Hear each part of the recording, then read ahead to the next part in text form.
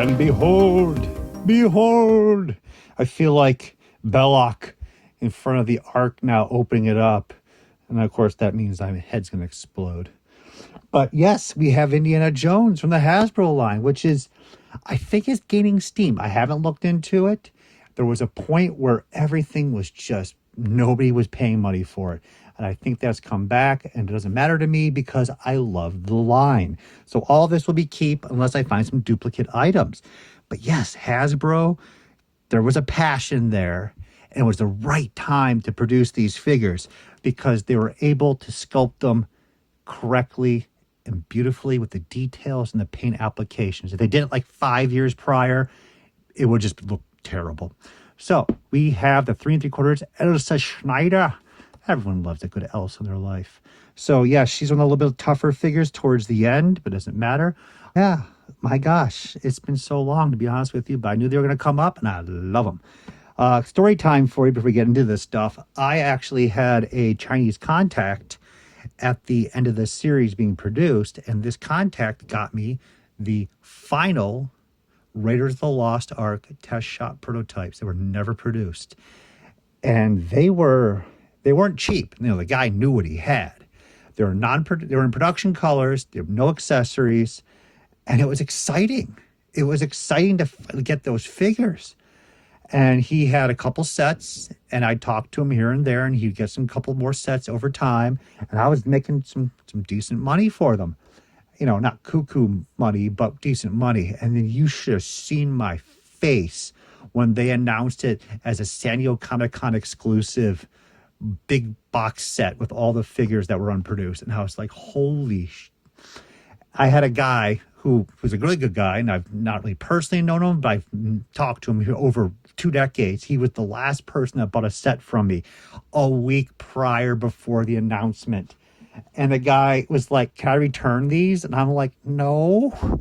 Or just those things happen. It scares you when you collect unproduced prototypes that the company just goes back and make those things. So on a side note, if you didn't know, there's the Tough Sergeant that was a driver for the truck that was never produced, and that was never ever produced, and you know, like unlike the San Diego Comic-Con exclusives.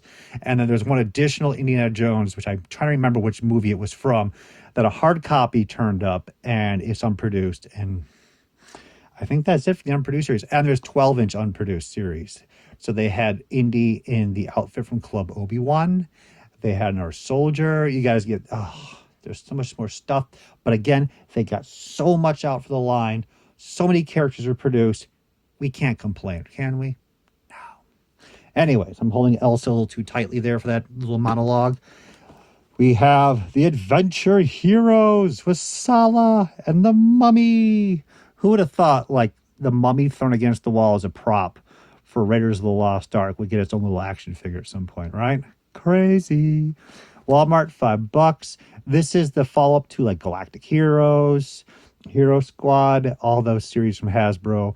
They're nice, and there's not too many of these that I can, complain that I'm taking up too much space. I'm going to keep all the Indiana Jones ones. The Star Wars ones, I got to let them go. There's just too many of them. But these should have not any value to them at all. People just don't really get excited about those. They do love their action figures. And of course, Crystal Skull, the greatest of all the Indiana Jones movies. Just kidding. Sala, oh man, Sala. Like, you have a great movie where the writing is so tight along with every character that you remember all the side characters and all of their names. $3 for the Well of Souls. Damn, that is cheap.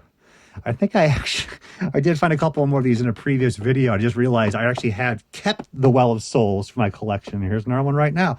So that one's for sale. So we're moving forward. But yeah, we got a couple more titaniums. The wonderful tank. There's Indy back there. That's so nice. $5 each. Oh, man. These might have some value to them right now. The titaniums, I really don't know. As I said, I'm not going to care. But future host Alex will let us know as we go through them. German Flying Wing. These are so well done.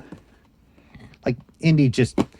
Everyone has this Star Wars, like love and hate aspects of it. Indiana Jones, everyone loves it. Just good. We're all good. These are all great. Classic Marion and Indy from the Well of Souls.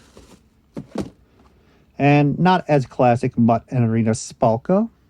Still very nice. Cheap stuff. Fun stuff. The good times. The good times where all these had it.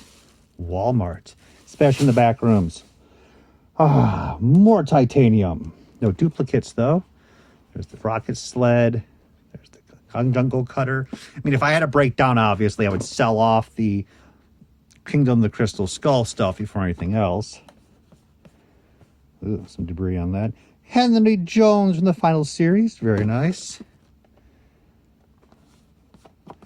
We have German Soldier, $3 at Walmart. Thank you so much.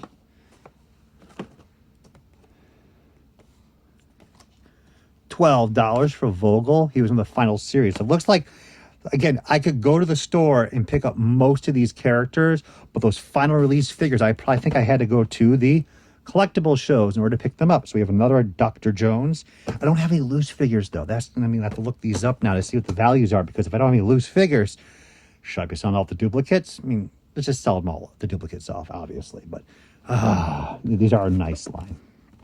Young Indy by River Phoenix. I was the Viper Club once. I think that thing is defunct and closed down now. Grail Knight. Excellent. Again, just the details. They don't have the unique package art. The back of the card it does, but it's okay. It's okay. I'm not freaking out. The guy did have proof cards for a lot of these pieces. Oh, 2 Young Indies. Wow. So you got some dupes. Excellent. And they were cheap because there was nothing much to them. And Rene Belloc, who is also well known for his role as Ivan Ooze, which of course you guys love far more than Belloc.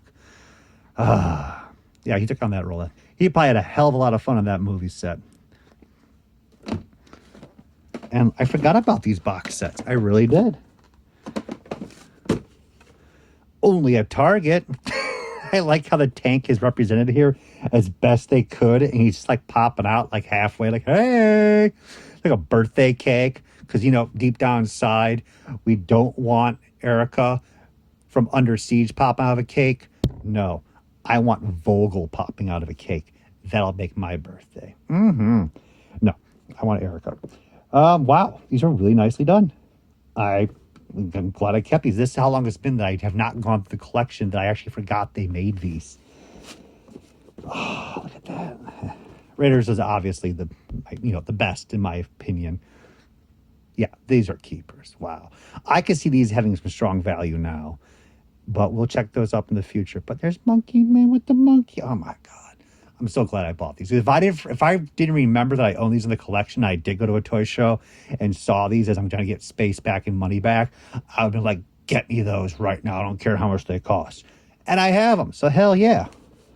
So that was one tub of Indiana Jones. We're going to have a ton more most likely. And it's just a lovely line. I don't know right now, but you'll be reading the text below from Future Post Alex. And how well the line is doing is referring to how much interested collectors have come back to the line and how well Indiana Jones is doing. Well, we'll see about that 5th movie they made. But yes, that was nice. I'm actually really excited about getting the rest of these together, getting them all, purging the extras. Yes, we're getting there, man. Okay, let's do another video.